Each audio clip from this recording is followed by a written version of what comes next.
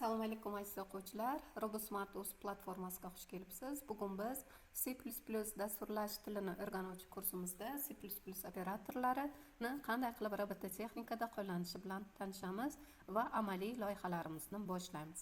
Demak, bugun biz robototexnikada Arduino va C++ni birgalikda o'rganamiz. Keling, birinchi navbatda C++ operatorlari bilan tanishaylik. Ular aynan robototexnikada muhim operatorlar hisoblanadi.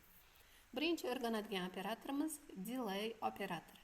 Delay operatori dasturni belgilangan millisekund vaqtda to'xtatadi. Svetofor ranglarini almashtirish uchun ishlatiladi.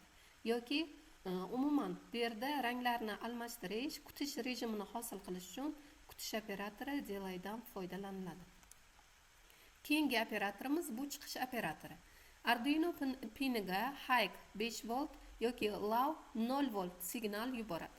LED lampochkasini yoqish o'chirish aynan digital write yordamida amalga oshiriladi. Digital write'da siz aynan pinni nomini berib, pinlar raqamlangan bo'ladi. Arduinoda pinlarni raqamlanganligini siz Arduinoni o'zini platformasini qo'lga olib ko'rishingiz mumkin. Bu yerda raqamlanish 2 dan boshlab 13 gacha beriladi. Siz 2 dan boshlab 13 gacha aynan sizni LED chirog'ingiz qaysi pinga ulanganligini mana shu yerda digital write'da berasiz. High esa unga 5 volt kuchlanish yuborish vazifasini bajaradi. Agar low bersa agar bu 0 kuchlanish, ya'ni o'chirilgan hisoblanadi. Keyingi asosiy o'rganadigan operatorimiz pin mode operatori, ya'ni pin rejimi operatori. Arduino pinini input yoki output rejimiga o'rnatadi. Setup funksiyasida bir marta chaqiriladi. Ya'ni setup funksiyasida void setupdan keyin siz masalan qizil chiroqni output, ya'ni chiqarish, pin rejimiga chiqarish, ya'ni o'rnatish vazifasini bajarsangiz, mana bu yerda pin mode green chirog'ini ham output qilib qo'yasiz. Buni dastur boshida setup funksiyasida bajarasiz. Undan tashqari o'zgaruvchilarni e'lon qilish uchun biz int define dan foydalanishimiz mumkin.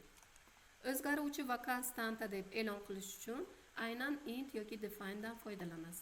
Hozirgi misolimizda biz masalan qizil, sariq va yashil chiroqlarni oldindan qiymatlarini, pin qiymatlarini 8, 9, 10 deb mana shu holatda define holatda berishimiz mumkin. Endi biz asosiy operatorlar bilan tanishdik. Endi bu operatorlar bilan Tinkercad'da bitta loyiha ko'rib chiqamiz. Svetofor, ya'ni chiroqlar loyihasini birgalikda ko'ramiz. Xo'sh, svetofor loyihasi bizga nima uchun kerak? Umuman harakatni boshqarish, sensor ma'lumotlarni o'qish, sikl va mantiq, bular hammasi C++ va robototexnikani bog'lab turuvchi asosiy tushunchalar hisoblanadi. Nima uchun C++? Chunki C++ tez ishlaydi, real vaqt rejimi uchun xotirani boshqaradi, kam resurs sarflanadi, hardverni to'g'ridan-to'g'ri boshqarish imkoniyati ko'p. Shuning uchun sanoatda, ayniqsa robototexnikada C++ ko'p ishlatiladi. Bugun biz Tinkercad'da Arduino va C++ bilan birgalikda kichkina loyihani birgalikda ko'rib chiqamiz. Harakatni boshqarishda biz C++ kodi Arduino orqali motorlar, sensorlar, aktuatorlarga buyruq beramiz. Har bir digital write va delay robotni nazorat qiladi. Sensor ma'lumotlarni o'qish analog read yoki digital read funksiyasi orqali yorug'lik, harorat, masofa sensorlari signallarini olib, qaror qabul qilish imkoniyatini beradi. Sikl va mantiq loop funksiyasi robotni uzluksiz ishlashini ta'minlaydi. If-else shartlari va for sikllari orqali murakkab xatti harakatlarni dasturlashimiz mumkin.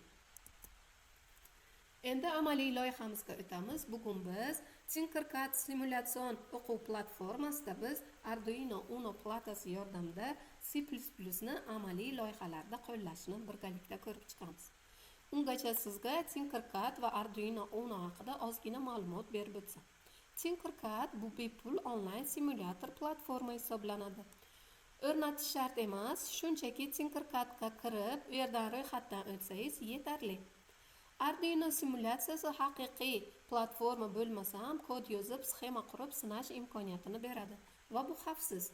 LED va sensor kutubxonasi, svetofor, bazer, motor, sensor hammasida tayyor komponentlarni foydalanish imkoniyati mavjud. va Autodesk tomonidan qo'llanilayotgan ushbu Tinkercad platformasidan shunchaki ro'yxatdan o'tish kifoya. Bu mutlaqo bepul.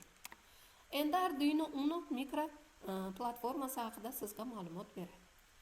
Arduino Uno mikrokontrolleri robototexnikaning asosi hisoblanadi. Unda 14 ta pin mavjud, 6 ta analog pin mavjud, 16 ta tezlik va 5 volt kuchlanish mavjud. 16 MHz tezlik va 5 volt kuchlanish mavjud. C++ asosida dasturlanadi. LED, motor, sensor ulash oddiy kabel bilan amalga oshiriladi. Loop uzluksiz ishlash, setup esa bir martalik amalga oshirish vazifasini bajaradi. Endi biz keyingi qadamda Tinkercadda yangi loyiha, ya'ni oddiy svetofor loyihasini birgalikda ko'rib, C++da kod yozishni o'rganamiz. Demak, buning uchun biz Arduino Uno mikrokontrollerini ishga tushiramiz. Uning uchun kerakli asosiy LEDlarni Tinkercad platformasidan birgalikda olamiz. Rezistorni olamiz. Rezistorni GND piniga qizil, sariq va yashilni o'z navbatida 8, 9, 10 pinga ulab, birgalikda svetofor chiroqlarini loyihalashtiramiz. Endi uni C++da kodlash uchun quyidagi kodlashdan foydalanamiz. Birinchi bo'lib void setupda pinlarni tanishtiramiz. Output orqali ularni kiritish chiqarish olamiz. Demak, pin modda birinchi bo'lib 8 pinga ulaymiz. Mana sariq qizil ledimizni, sariq ledni 9 pinga ulaymiz. Yashil ledimizni 10 pinga ulab chiqaramiz. Ana endi har bitta mana shu led chirog'imiz 3 sekunddan yoqib o'tishini ta'minlash uchun quyidagi kodni yozamiz. Demak, digital write orqali mana qizil pinni uladik va 5 volt kuchlanish beryapmiz. Delay orqali 3 sekund to'xtab turish vazifasini beryapmiz. Va digital write orqali red pinni o'chiryapmiz. Demak, 3 sekund yonib turib o'chish vazifasini bajaryapti mana bu kodimiz. Keyingi kodda endi navbat sariq led chirog'imizga. Endi sariq led chirog'imizga kuchlanish boradi va u 1 sekund yonib turadi va lav orqali o'chadi. Keyingi holat endi, ya'ni kutish rejimini berganimizdan keyin svetoforning yashil chirog'i yonadi. Yashil chiroqda ham green pinni, ya'ni 10 ni qiymat sifatida high beramiz, ya'ni 5 volt kuchlanish keladi. Delayga 3 millisekund beryapmiz, ya'ni 3 sekundda yonib turadi va digital write orqali uni o'chiramiz. Va buni void loopga bersak agar, ushbu jarayon takroriy amalga oshiriladi. Endi bu loyihani birgalikda Tinkercad platformasida ko'rib chiqamiz. Demak, kodlarni esda saqlang. Endi Tinkercadda bu jarayonni qanday amalga oshirishni birgalikda ko'rib chiqamiz.